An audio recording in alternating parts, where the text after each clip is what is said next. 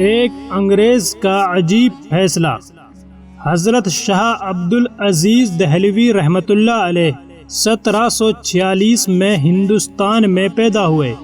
آپ اپنے زمانے کے ولی اللہ میں سے ایک تھے۔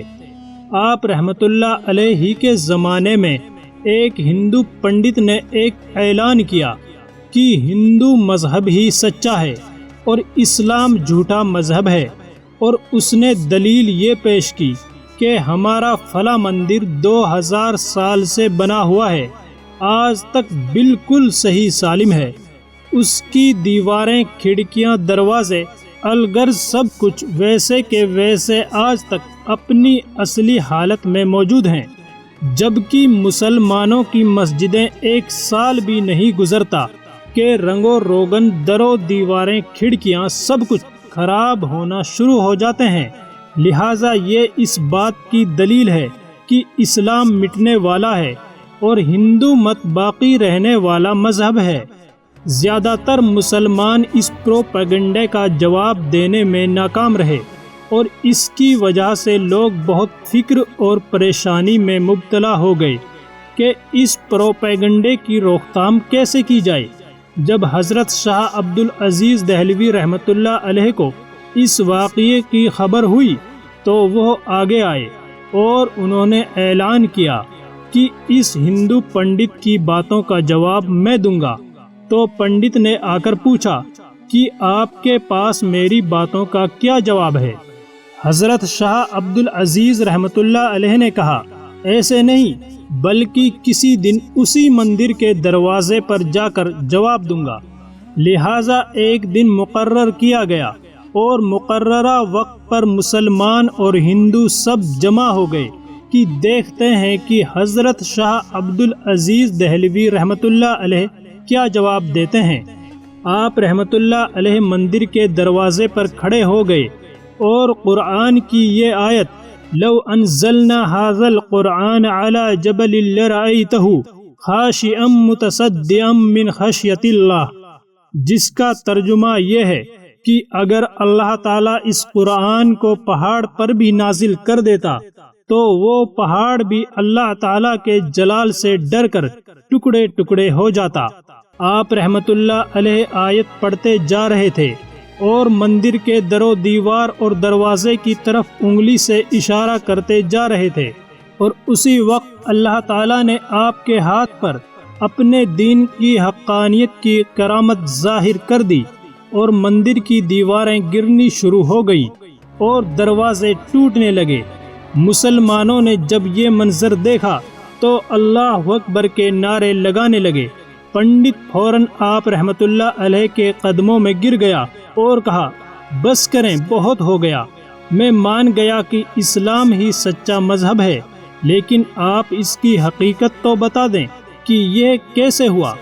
آپ رحمت اللہ علیہ نے فرمایا کہ اللہ تعالیٰ قرآن میں فرماتا ہے کہ قرآن اگر پہاڑ پر بھی نازل کر دیا جاتا تو وہ بھی اپنی جگہ نہیں ٹھہر سکتا تھا، پھر اس مندر کی کیا مجال ہے کہ یہ قرآن کے کلمات کو جھیل پاتا اور اپنی جگہ پر کھڑا رہ سکتا۔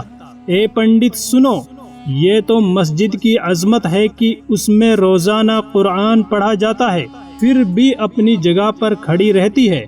پنڈت نے جب یہ سنا تو فوراً دائرہ اسلام میں داخل ہو گیا اور وہاں موجود سارے ہندو بھی مسلمان ہو گئے۔ اسی طرح ہندوستان کی آزادی سے پہلے کا واقعہ ہے کہ کاندھلا اتر پردیش میں ایک مرتبہ ایک زمین کا ٹکڑا تھا، اس پر جھگڑا چل پڑا۔ مسلمان کہتا تھا یہ میرا ہے، ہندو کہتا تھا کہ یہ میرا ہے، چنانچہ یہ ایک مقدمہ بن گیا اور انگریز کی عدالت میں پہنچ گیا۔ جب مقدمہ آگے بڑھا تو مسلمان نے اعلان کر دیا کہ یہ زمین کا ٹکڑا اگر مجھے ملا تو میں اس پر مسجد بناؤں گا۔ ہندو نے جب یہ سنا تو اس نے ضد میں کہہ دیا کہ یہ ٹکڑا اگر مجھے ملا تو میں اس پر مندر بناؤں گا۔ پہلے تو بات دونوں انسانوں کی انفرادی تھی، لیکن اب اس میں رنگ اجتماعی بن گیا، حتیٰ کہ ادھر مسلمان جمع ہو گئے اور ادھر ہندو اکٹھے ہو گئے۔ اور مقدمہ ایک خاص نوعیت اور خاص قسم کا بن گیا۔ اب سارے شہر میں قتل و غارت ہو سکتی تھی، خون خرابہ ہو سکتا تھا۔ لوگ بڑے حیران تھے کہ نتیجہ کیا نکلے گا اور زمین کا فیصلہ کس طرح ہوگا۔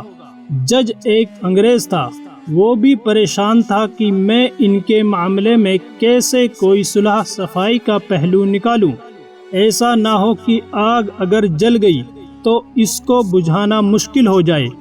جج نے مقدمہ سننے کی بجائے ایک تجویز پیش کی اور ان سے پوچھا، کیا کوئی ایسی صورت بن سکتی ہے کہ آپ لوگ آپس میں بات چیت کے ذریعے مسئلے کا کوئی حل نکال لیں؟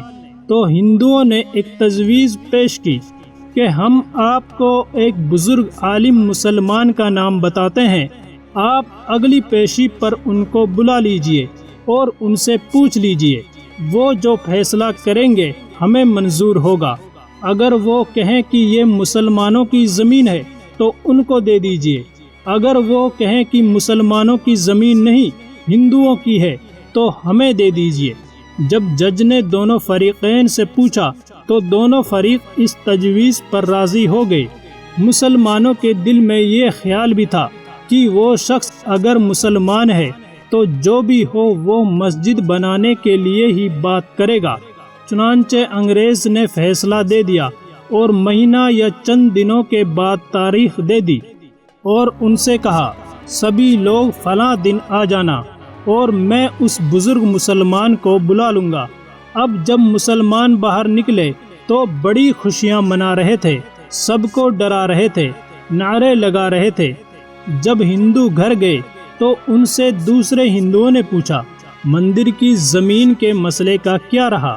تو انہوں نے کہا، ہم نے ایک مسلمان عالم کو حاکم بنایا ہے، وہ اگلی پیشی میں جو کہے گا اسی کے مطابق فیصلہ ہوگا۔ اب ہندوؤں کے دل مرجھا گئے اور مسلمان خوشی سے پھولے نہیں سما رہے تھے، لیکن انتظار میں تھے کہ دیکھتے ہیں کہ اگلی پیشی میں ہوتا کیا ہے۔ چنانچہ ہندوؤں نے جس بزرگ کو حاکم بنایا تھا وہ مفتی الہی بخش کاندولی رحمۃ اللہ علیہ تھے، جو شاہ عبدالعزیز دہلوی رحمۃ اللہ علیہ کے شاگردوں میں سے تھے، اور اللہ نے ان کو حق اور صداقت پر جمے رہنے والی زندگی عطا فرمائی تھی۔ مسلمانوں کا خیال تھا کہ مفتی صاحب تو مسجد ہی کے بارے میں بات کریں گے۔ چنانچہ جب انگریز نے پوچھا، بتائیے مفتی صاحب کہ زمین کا ٹکڑا کس کی ملکیت ہے؟ چونکہ مفتی صاحب کو حقیقت حال کا پتہ تھا تو انہوں نے جواب دیا، بلا شک یہ زمین کا ٹکڑا تو ہندوؤں کا ہے۔ چنانچہ جب انہوں نے کہہ دیا کہ زمین ہندوؤں کی ہے تو انگریز نے اگلی بات پوچھی، کیا اب ہندو لوگ اس کے اوپر مندر تعمیر کر سکتے ہیں؟ مفتی صاحب نے فرمایا، جب زمین کے حقدار وہی لوگ ہیں تو یہ ان کی مرضی ہے کہ وہ جو چاہیں کریں، چاہے گھر بنائیں یا مندر، یہ ان کا اپنا اختیار ہے۔ چنانچہ فیصلہ دے دیا گیا اور وہ زمین کا ٹکڑا ہندوؤں کے حوالے کر دیا گیا، مگر انگریز نے فیصلے میں ایک عجیب بات لکھی، اور وہ یہ کہ فیصلہ کرنے کے بعد اس نے دستاویز پر لکھتے ہوئے سبھی لوگوں سے کہا کہ اس مقدمے میں مسلمان ہار گئے مگر اسلام جیت گیا۔ جب انگریز نے یہ بات کہی تو اس وقت ہندوؤں نے کہا، آپ نے تو فیصلہ دے دیا، ہماری بات بھی سن لیجئے، ہم اسی وقت کلمہ پڑھ کر مسلمان ہوتے ہیں اور آج ہی یہ اعلان کرتے ہیں کہ اب ہم اپنے ہاتھوں سے اس زمین پر مسجد بنائیں گے۔ دوستو، اس فیصلے میں عقل تو یہ کہہ رہی تھی کہ اگر جھوٹ بولا جائے گا تو مسجد بنے گی، مگر حضرت مفتی صاحب نے سچ بولا اور سچ کا بول بالا ہوا، جس کے نتیجے میں سچے پروردگار نے اس جگہ مسجد بنوا کر دکھا دی۔ تو کئی مرتبہ ایسا نظر آتا ہے کہ جھوٹ بولنا آسان راستہ ہے، مگر دیکھا جائے تو جھوٹ بولنا آسان راستہ نہیں ہوتا، بلکہ یہ کانٹوں سے بھرا راستہ ہوتا ہے۔ جھوٹ سے اللہ تعالیٰ نفرت کرتا ہے، انسان نفرت کرتے ہیں، اور انسان اپنا اعتماد اور بھروسہ کھو بیٹھتا ہے۔ ایک جھوٹ کو بولنے کے لیے کئی جھوٹ بولنے پڑتے ہیں، لہٰذا ہمیں جھوٹی زندگی گزارنے کے بجائے سچی زندگی کو اختیار کرنا چاہیے۔ انشاءاللہ اس پر پروردگار آپ کی مدد فرمائے گا۔ ویڈیو پسند آئی ہو تو لائک ضرور کریں اور ایسی ہی ویڈیوز دیکھنے کے لیے ہمارے چینل کو سبسکرائب کرنا نہ بھولیں۔ شکریہ۔